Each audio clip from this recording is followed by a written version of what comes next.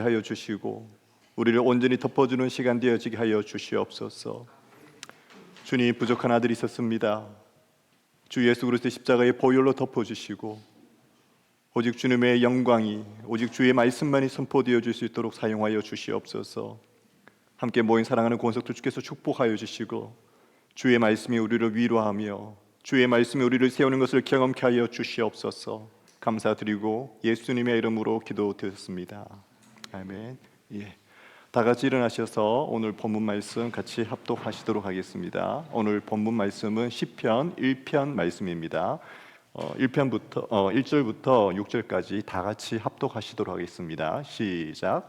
복이 있는 사람은 악한 사람들의 꾀를 따라가지 않고 죄인들의 길에 서지 않으며 남을 업신여기는 사람들과 자리를 함께하지 않고 오직 여호와의 율법을 즐거워하고 그 율법을 밤낮으로 깊이 생각하는 자로다.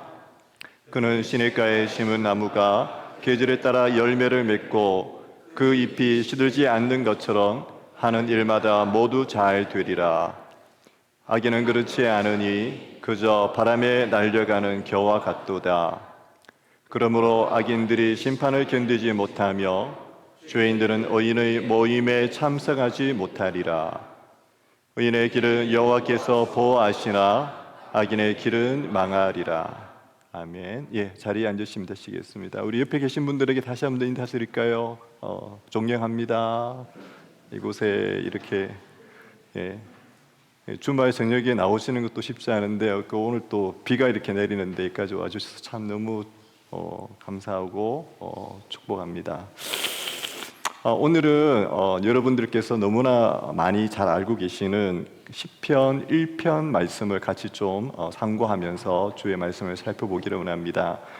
지난번에 말씀을 드렸던 것 같은데 저도 어릴 적부터 어머니께서 가정 예배를 하시면은 1년 365일 거의 제 기억에는 뭐 한 364일은 시편 1편이었던 것 같아요. 날마다 이렇게 시편 1편 펼쳐 놓으시고 지금 생각해 보면 이제 어머니께서 한글을 잘 모르시니까 아마 외우셨던 것 같아요. 그냥 시편 1편 저한테 펼쳐 놓으라 하시고는 읽으라고 하시면서 어머님도 같이 읽으셨던데 참 그토록 저한테는 굉장히 익숙하고 잊을 수 없는 그런 말씀인데 이 말씀을 통해서 과연 복이 있는 사람은 어떤 사람인지 다시 한번 좀 살펴보기를 원합니다. 먼저 시편 1편 1절 말씀 다 같이 한 번 더 합독하시기를 원합니다. 함께 합독하시겠습니다. 시작. 악한 사람들의 꾀를 따라가지 않고 죄인들의 길에 서지 않으며 남을 업신여기는 사람들과 자리를 함께하지 않고. 먼저 시편 1편 말씀에서 가장 핵심 주제가 되는 것은 복 있는 사람, 복 있는 사람이 어떤 사람인지에 대해서 시편 1편이 우리에게 말씀하고 있습니다. 그러면서 1편 1절 말씀에서 시인이 이야기하기를 복이 있는 사람은 악한 사람들의 꾀를 따라가지 않고 죄인들의 길에 서지 않으며 남을 업신여기는 사람들과 자리를 함께하지 않는다고 지금 이야기하고 있습니다. 악한 사람들, 죄인들, 남을 업신여기는 사람들, 뭐 딱 봐도 모두 다 뭐 악하고 안 좋은 사람들에 대한 지금 이야기를 하고 있는 것으로 알 수 있겠습니다. 팀 켈러 목사님께서 쓰신 하나님의 wisdom, God's wisdom for navigating life라고 하는 책이 있습니다. 저 책에 보면은 목사님께서 하신 말씀 중에 이런 말씀이 있습니다. 오늘날 사회학자들은 우리가 가장 많은 시간을 보내고 가장 존경하는 사람들의 생각을 사람들은 가장 그럴듯하게 여기는 경향이 있다고 이야기하고 있습니다. 그리고 팀 켈러 목사님께서 저 책에서 이야기하시기를 우리 개인의 정체성에 대한 질문은 항상 우리가 어떤 사람들과 함께 하느냐, 우리가 함께 하는 그 공동체에 대한 질문이라고 합니다. 우리가 가족과 교회, 학교와 직장은 물론 나라와 국가에 이르기까지 우리가 소속되어 있는 공동체, 우리가 함께 하고 있는 그 사람들, 그 공동체가 바로 우리가 걸어가는 길을 만든다고 말씀하고 계십니다. 1편 1절 말씀을 보면은 복이 있는 사람은 그가 교제하는 사람들, 그가 함께하는 사람들이 악한 사람들이 아니고 그가 함께하는 사람들이 죄인들이 아니고 그가 함께하는 사람들이 남을 업신여기는 개역개정 성경에는 오만한 자, 교만한 자들이 아니라고 이야기하고 있습니다. 그리고 지금 시편 1편 1절 말씀에 보시면은 처음에는 악한 사람들의 꾀를 따라간다고 나옵니다. 히브리어 동사로 영어로 표현하자면 go라고 이야기할 수 있습니다. 처음에는 악한 사람들의 꾀를 따라가지 않고, 두 번째는 죄인들의 길에 서지 않고, 세 번째로는 남을 업신여기는 사람들의 자리에 함께 앉지 않는다고 이야기합니다. 영어로 그림으로 표현하자면은 이런 식으로 표현할 수 있겠죠. 처음에는 그냥 걸어가요.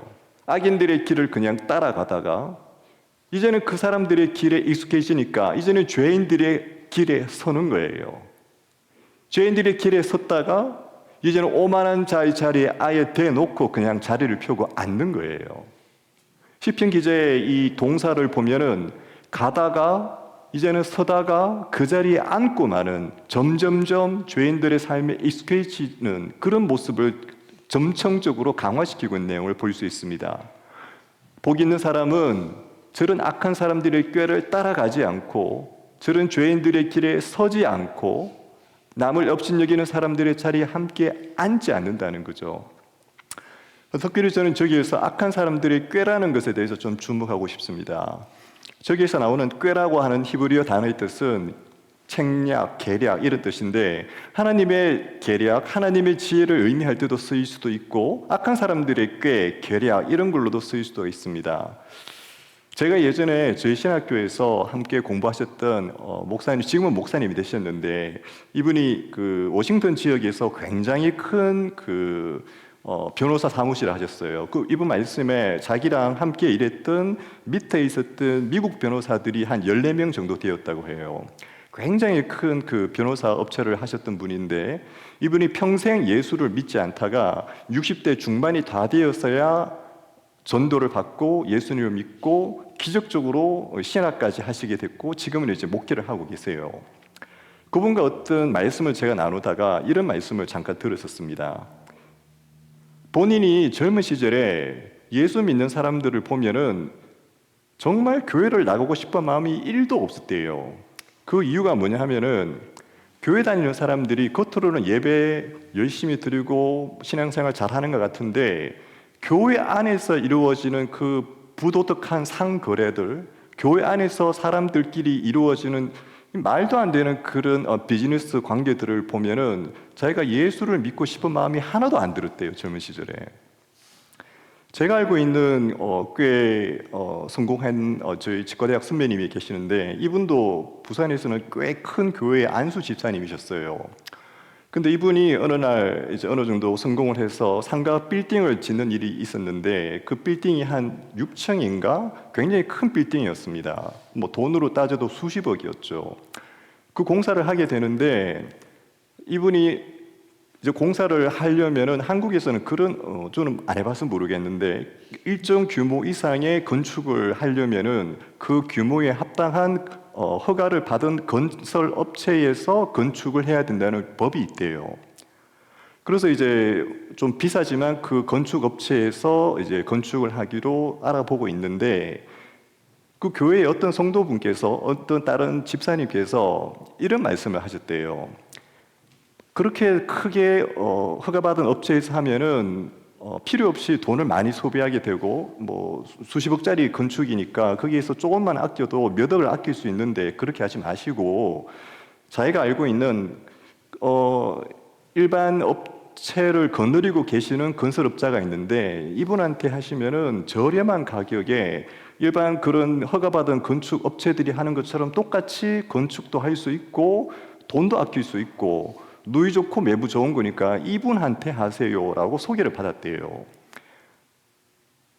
결국은 이분은 한 개인 업체고 그렇게 큰 수십억 단위의 건설을 허가받을 수 있는 그 권한이 없는 분이세요.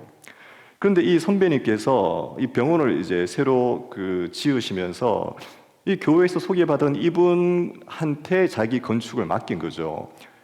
그리고 건축이 다 완공이 되어졌어요. 6층 되는 큰 상가 건물에 엘리베이터도 2개나 있고 엄청 큰 번들한 빌딩을 쌓았는데, 공사가 다 끝나고 난 다음에 이 하청 업체에서 예를 들면 뭐 샷이라든지 뭐 마루 공사라든지 안에 뭐 전선이라든지 이런 각 파트별로 맡고 있는 하청 업체를 하고 있는 분들이 이 공사를 한 선배님한테 우리 그 선배님한테 소송을 걸었대요. 알고 보니 이 개인 업자라고 소개받은 이분이 이 선배님이 공사 대금으로 준 걸 이 사람이 이 밑에 있는 하청 업자들한테 나누어 주면서 공사를 해야 되는데 결국은 그 공사 대금을 횡령해버리고 도주를 했는 거예요. 그래서 이 선배분은 졸지에 이 모든 하청 업체들로부터 소송을 당했고 이 돈을 받으려고 자기를 이 개인 업체 개인 사업자였지만 공사를 한 이 사람은 도주를 해서 잡을 길이 없고 완전히 진퇴낭난의 이 상황에 빠진 거예요. 결국은 어떻게 이제 그 개인 업자를 수소문에서 찾아내어서 지리멸멸한 그 소송 과정 가운데에 걸쳐져 있는 것을 제가 그때 옆에서 봤었어요. 제가 왜 이 말씀을 드리냐 하면은 참으로 많은 사람들이 교회를 다니고 있지만 우리가 예배하고 하나님을 따른다고 하고 있지만 수많은 교회에서 성도들끼리 악한 사람들의 꾀라고 하는 것을 따라가는 경우들이 너무나 많다는 거죠. 오늘 시편 1편 말씀에 시편 기자가 우리에게 이야기하고 있습니다. 복이 있는 사람은 악한 사람들의 꾀를 따라가지 않는 사람이라고 이야기해요. 죄인들의 길에 서지 않는 사람이라고 이야기해요. 복이 있는 사람이 시편 1편에서 이야기하고 있는 첫 번째 복이 있는 사람이 어떤 사람인가? 우리 가운데에 하나님을 따르는 의로운 사람으로서의 삶이 나타나야 된다고 이야기하고 있는 거죠.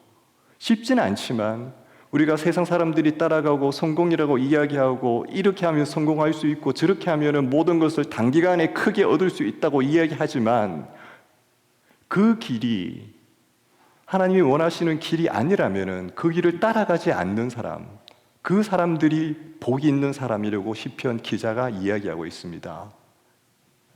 그리고 2절 말씀입니다. 다 같이 읽겠습니다. 시작. 오직 여호와의 율법을 즐거워하고 그 율법을 밤낮으로 깊이 생각하는 자로다.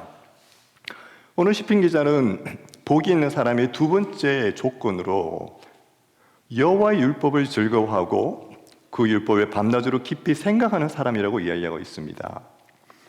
특별히 저기에서 지금 여호와의 율법을 즐거워한다 동사처럼 나와 있는데 히브리어 원문으로 보면은 그 사람의 즐거움은 그의 즐거움은 여호와의 율법에 있도다. 그의 즐거움이 하나님의 율법에 있는 거예요. 하나님의 말씀에 그의 소망이 있고 그의 바람이 있고 그의 즐거움이 있는 거예요.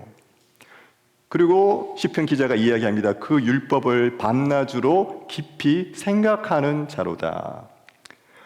저 성경 구절의 그 한글 우리말 성경 번역으로 보면은 왠지 그냥 생각만 깊이 하는 것처럼 하나님의 말씀을 곱씹고 생각만 하는 것처럼 이야기할 수 있는데 저 생각한다 하고 하는 저 히브리어 단어의 원래 이름이 하가라고 합니다. 하가라고 하는 단어의 뜻은 말없이 그냥 생각만 하는 게 아니고 입술로 작은 소리로 쫑알쫑알쫑알거리면서 읊는 거예요. 시편 39편 3절 말씀에 보면은 내 마음이 안에 뜨거워져서 묵상하면서라고 우리말 성경에는 되어 있는데 개역 개정 성경에는 내 마음이 내 속에서 뜨거워서 작은 소리로 읊조릴 때에 단순히 묵상하고 생각하는 것이 아니고 나의 입술로 소리를 조그맣게 내면서 계속 읊조린다는 거죠. 119편 97절에도 내가 주의 법을 얼마나 사랑하는지요 내가 하루 종일 그것을 묵상합니다. 우리말 성경에는 묵상합니다라고 되어 있지만 개역적에는 그것을 종일 작은 소리로 읊조리나이다.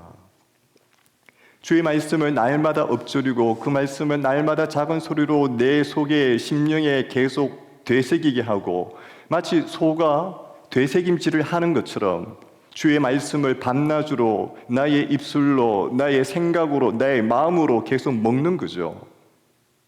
복 있는 사람이 우리 삶들 가운데서 하나님을 따르는 삶을 살려고 애쓰고 노력할 뿐만 아니라 주의 말씀을 날마다 나의 삶 속에서 심고 그 말씀이 내 속에 영양분이 되고 자양분이 되도록 끊임없이 말씀을 씹어대고 말씀을 음미하고 말씀을 소리내어 얼른나는 거죠. 그리고 그렇게 하는 의인에게 주님께서 어떠한 삶으로 나타나시는 데에서 시편이 이야기하고 있습니다. 특별히 하가라고 하는 그 단어가 시편 2편 1절에 또 한 번 쓰이고 있습니다. 시편 2편 1절 말씀에 어째서 나라들이 술렁거리며 민족들이 헛된 일을 꾀하는가. 저기 보시면 헛된 일을 꾀한다라고 하는 저 꾀한다고 하는 단어가 방금 저희가 이야기한 하가라고 하는 단어예요. 무슨 말인가 하면은 복 있는 사람들은 오직 여호와의 율법을 오직 여호와의 말씀을 묵상하고 읊조리고 그 말씀에 묵상하는 데 시간을 보내지만 세상 나라들과 하나님을 대적하는 자들은 헛된 것들, 그들이 꾀하고 그들이 뭔가 묵상하고 그들이 생각하는 것 같지만 그들이 모두 꾀하는 것들은 헛된 일을 꾀하고 있다는 거죠. 3절 말씀입니다. 다 같이 읽겠습니다. 시작.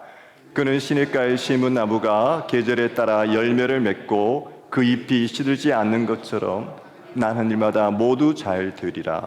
그리고 이렇게 하나님의 삶을, 하나님의 자녀로서 삶을 살려고 그렇게 부단히 노력하고 주의 말씀 가운데 날마다 하가로 날마다 그 말씀을 묵상하는 자들에게 하나님께서 어떠한 복으로 그들과 함께 하시는지에 대해서 시편 기자가 이야기합니다.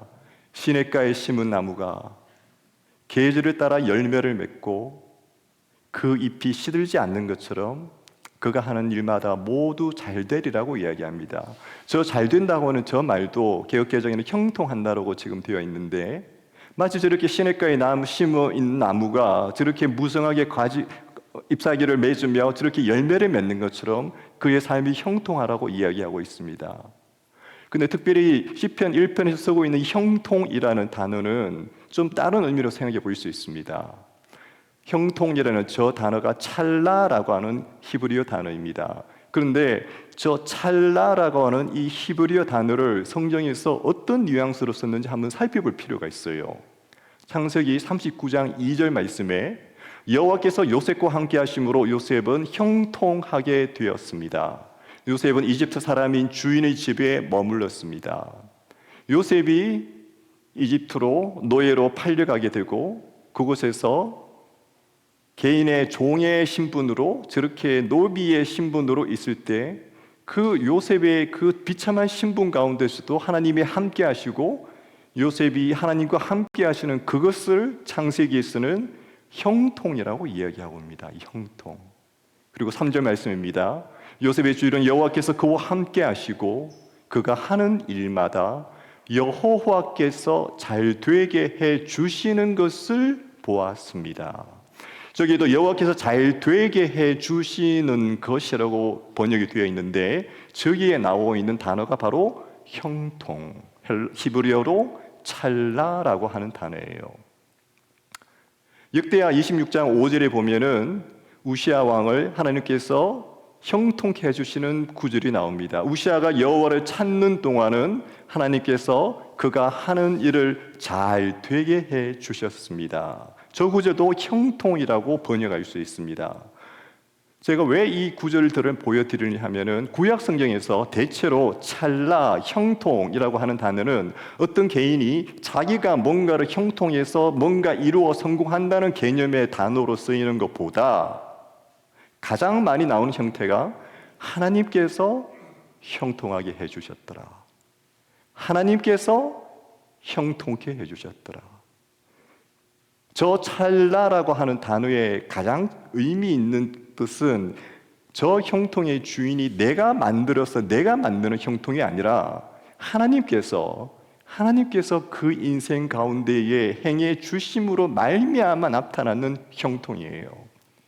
반드시 물질적으로 뭔가가 크게 재산이 불어나고 이런 과정이 아니라 대부분의 과정에서 하나님께서 그와 함께 하실 때 공고하고 핍박 가운데 있고 환난 가운데 있어 하나님께서 그와 함께 하실 때 그것을 형통이라고 성경은 이야기하고 있습니다. 오늘 시편 1편 3절에 복 있는 자에게 주님께서 함께 하심으로 그의 삶들 가운데에 주님의 형통이 나타난다고 이야기하십니다. 악인들은 어떨까요? 1장 4절 말씀입니다. 함께 읽겠습니다. 시작. 악인은 그렇지 않으니 그저 바람에 날려가는 겨와 같도다. 5절 말씀입니다. 그러므로 악인들이 심판을 견디지 못하며 죄인들은 의인의 모임에 참석하지 못하리라. 그렇습니다. 하나님 주시는 형통과는 반대로 악인들의 모습은 바람에 나는 겨처럼, 알맹이 없는 겨처럼 그냥 날려가고 심판 때 견디지 못하는 모습으로 나타난다고 합니다. 특별히 저기 견디지 못한다고 하는 저 히브리어 단어도 참 많이 성경에 나오는 단어인데 쿰이라는 단어예요. 우리가 예수님께서 달리다 쿰 소녀야 일어나라 라고 하실 때 그 쿰 일어난다고 하는 단어, 악인들은 그 심판 때에 서 있지도 못하는 거예요. 악인들은 심판날에, 하나님의 심판날에 도저히 떨면서 설 수도 없는 거예요. 시편에는 악인들의 형통에 대한 내용이 굉장히 많이 나옵니다. 그리고 그 악인들의 형통 때문에 때로는 시험도 받고 그 형통들 때문에 괴로워하는 의인들에게 주시는 말씀들이 있어요. 시편 37편 7절 말씀입니다. 일이 잘 돼가는 사람들, 곧 악한 짓을 하는 사람들이 있다고 초조해하지 마십시오. 시편이 37편 10절 말씀입니다. 얼마 후면 악인들이 더 이상 없을 것이니 아무리 눈 씻고 찾아봐도 없을 것입니다. 그렇습니다. 우리가 보기에는 악인들의 형통, 수단 방법 가리지 않고 죄인들의 길을 가도, 어떤 길을 가더라도 성공만 하면 되고, 어떤 길을 가더라도 부유함만 취득하면 되고, 어떤 길을 가더라도 내 인생, 내 자식, 모든 것만 잘 되면 떵떵거리고 이 세상에서 평생 영원토록 살 것 같지만, 시편 기자는 우리에게 끊임없이 얘기합니다. 그 악인의 형통이 우리가 보기에는 영원한 것 같지만 아무리 눈을 씻고 찾아봐도 더 이상 없을 것이라고 이야기합니다. 그러면서 시편 기자가 우리에게 마지막으로 하나님을 경외하고 복 있는 자들에게 주시는 하나님의 복을 하나 더 이야기하십니다. 시편 1편 6절 말씀 다 같이 읽겠습니다. 시작. 악인의 길은 여호와께서 보호하시나 악인의 길은 망하리라. 오늘 시편 1편의 마지막 구절에서 시편 기자는 의인의 길은 여호와께서 보호하시나 악인의 길은 망하리라. 의인의 길과 악인의 길을 대비하면서 한쪽은 여호와께서 보호하시고 한쪽은 망한다고 이야기하고 있습니다. 저 보호하신다고 하는 단어도 다양한 뜻이 있겠지만 개역개정 성경으로 한 번 더 같이 읽어보시겠습니다. 시작. 무릇 의인들의 길은 여호와께서 인정하시나 악인들의 길은 망하리로다. 의인들의 길을 여호와께서 인정하신다고 개역개정 성경은 이야기하고 있습니다. 특별히 저기 인정하신다, 히브리어 단어가 야다라고 하는 단어예요.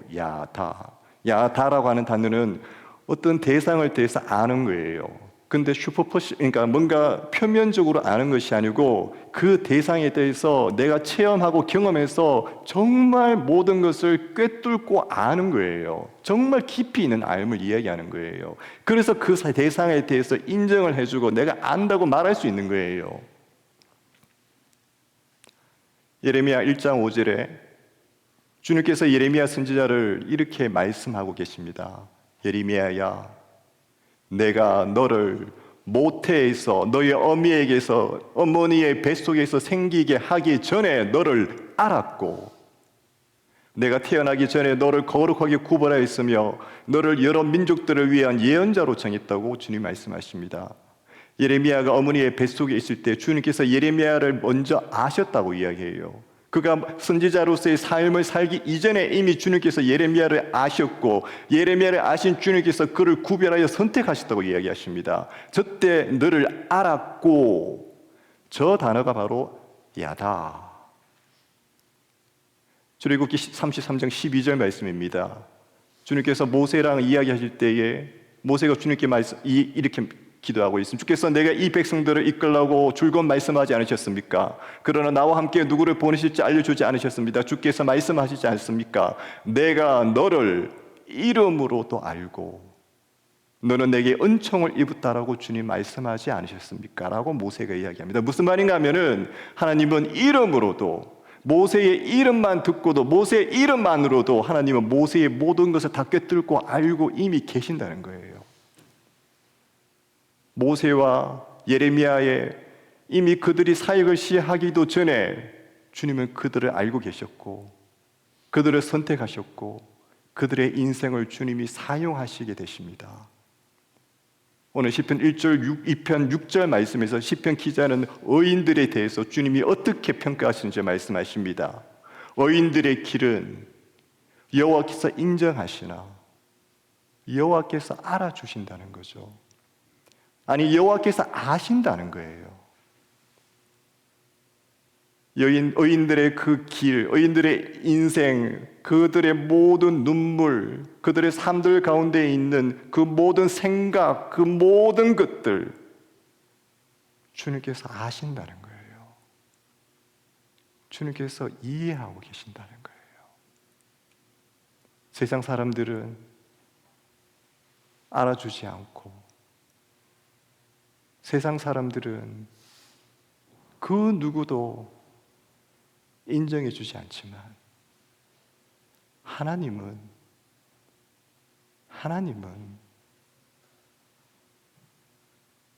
알아주신다는 거예요. 하나님은 그 의인의 눈물을 알아주신다는 거예요.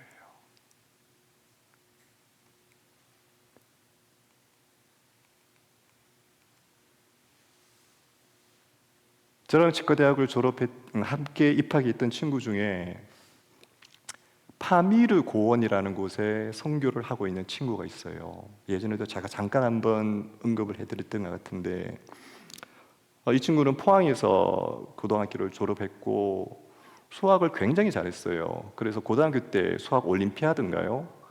진짜 수학으로는 머리가 정말 천재처럼 수학을 잘했던 친구예요.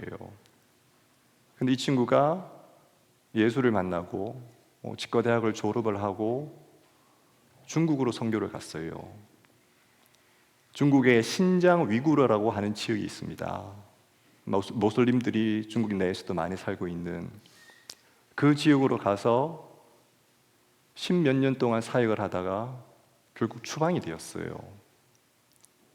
중국 정부로부터 더 이상 당신은 중국에 있을 수 없다는 추방을 받고 선교 때문에 그 옆에 다시 밑으로 내려와서 파미르 고원이라는, 저곳은 해발 4,000m 이상이에요. 평균 고도가. 보통 사람들 저기 가면은 고산증 때문에 숨도 잘 못 쉰다고 해요. 저 파미르 고원이 아프가니스탄과 파키스탄과 타지키스탄과 중국 이 4개의 나라가 접경하고 있는 곳이에요. 겉으로 보기에는 저렇게 경치 좋고 세상에 좋은 거 다 있는 것 같은데 전기가 없어요. 수도가 없어요.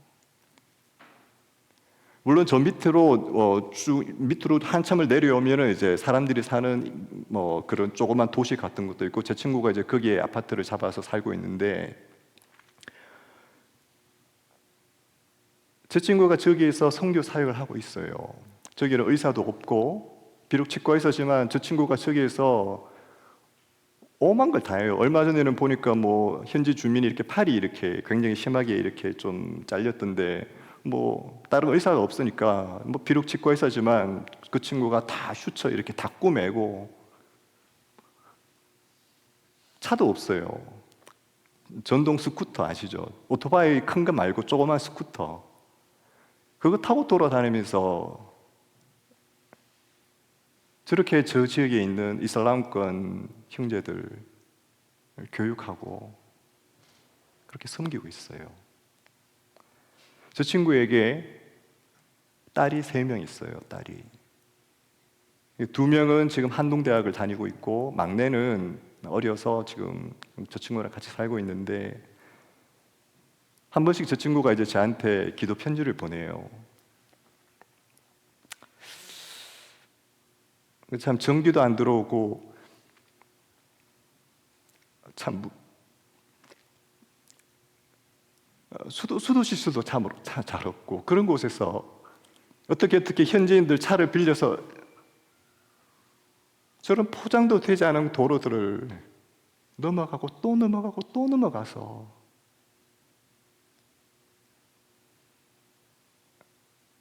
그러고 살아요. 그러고 살아요.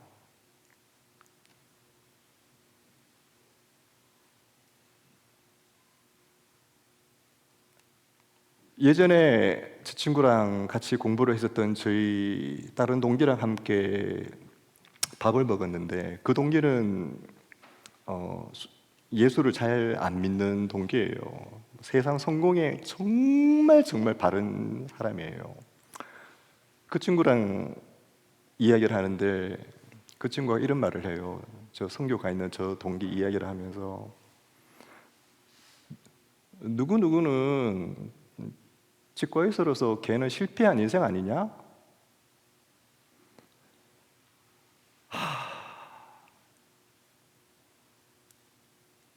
제가 억장이 무너졌어요.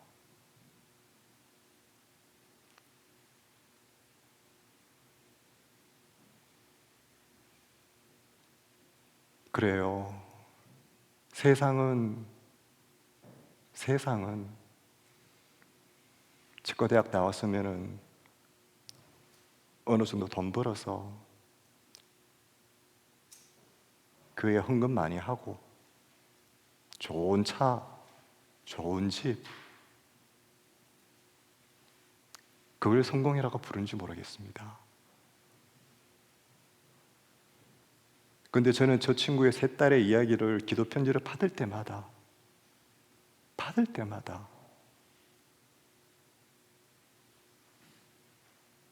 누구야 너 인생 성공했다. 제가 물어볼게요. 여러분들이 전기도 안 들어오고 수도도 안 들어오는 곳에 가서 산다면은 나 엄마 아빠랑 가서 그 살게 해달라고 말할 수 있는 자식들이 몇 명이나 될까요? 이 친구의 기도 편지를 볼 때마다 너무도 밝게 아빠랑 함께 사진 찍고 있는 그 자식들의 모습을 볼 때마다 제가 그런 고백을 해요. 누구야 너 정말 인생 성공했다.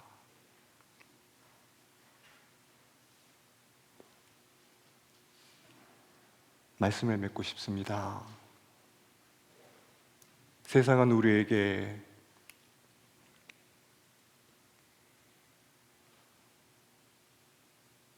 악인의 길을 쫓아가더라도 죄인의 길에 서더라도 오만한 자의 자리에 앉더라도 성공만 하면은 인정만 받으면 그것이 복된 인생이라고 이야기해요. 과연 그럴까요?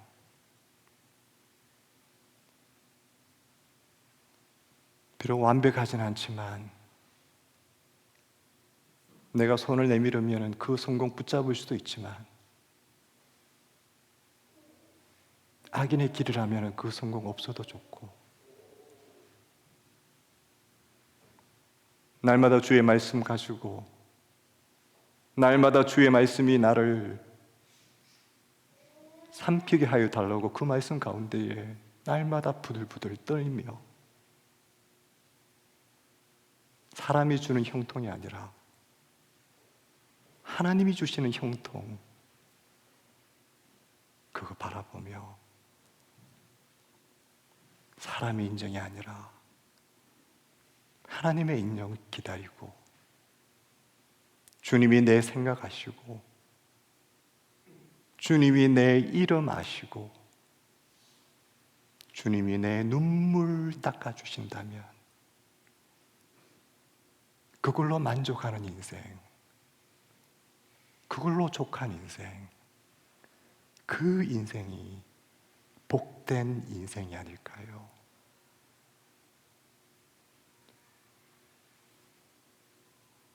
사랑하는 성도 여러분, 함께 찬양을 부르기를 원하는데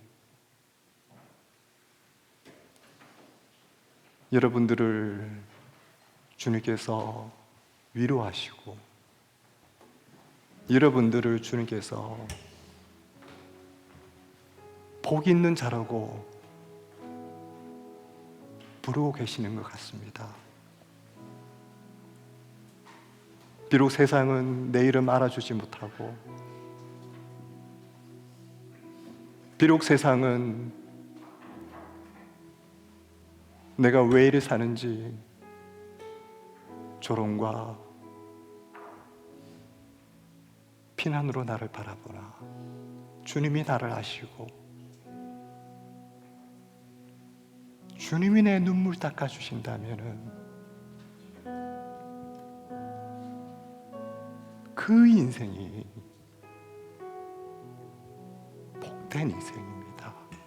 비록 우리가 파미르 고원 같은 곳에서 선교를 하지 않더라도 이 밤에 주님께서 여러분들에게 말씀하십니다. 누구야? 너 참 복된 인생 살았구나. 네가 완벽하진 않지만 그 손해 보면서도 나를 위해 살려고 한 거, 내가 완벽하지 않지만 그래도 어떡하든지 내 말씀 붙잡으려고 노력한 거, 완벽하진 않지만 내가 나의 형통함 바라보고 내가 흘린 그 눈물 내가 알고 너의 이름 내가 알고 너의 생각 내가 이해한다. 누구야? 너 참 정말 복된 인생이다. 오늘 이 시편 1편의 말씀이 우리가 살아야 하는 당위의 말씀이 아니라 우리를 위로하시는, 우리 인생을 향하여 복되다고 말씀하시는, 우리가 가는 길이 비록 어리석고 우리가 가는 길이 비록 손해보는 것 같으나 내가 가고 있는 그 길이 복되다고 말씀하시는 아버지 하나님의 위로의 음성으로 우리에게 들려지기를 원합니다.